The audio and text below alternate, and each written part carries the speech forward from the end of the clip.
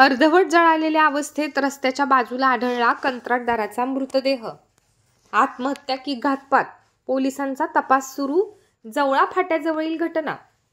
बुलढाणा जिल्ह्याच्या शेगाव तालुक्यातील जवळा फाट्याजवळ अर्धवट जळालेल्या अवस्थेत एक मृतदेह आढळून आला. करण शर्मा असे या व्यक्तीचे नाव असून तो बाळापूर येथील आहे. शेगाव आणि जवळा परिसरात कंत्राटदार म्हणून हा व्यक्ती काम करत होता. काल सायंकाळी त्याचा मृतदेह अर्धवट जळालेल्या अवस्थेत आढळून आल्याने एकच खळबळ उडाली आहे.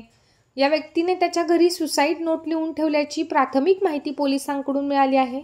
मात्र ही आत्महत्या की घातपात याबाबत अजूनही निश्चिती नसल्याने शेगाव पोलीस अधिकचा तपास करीत आहेत.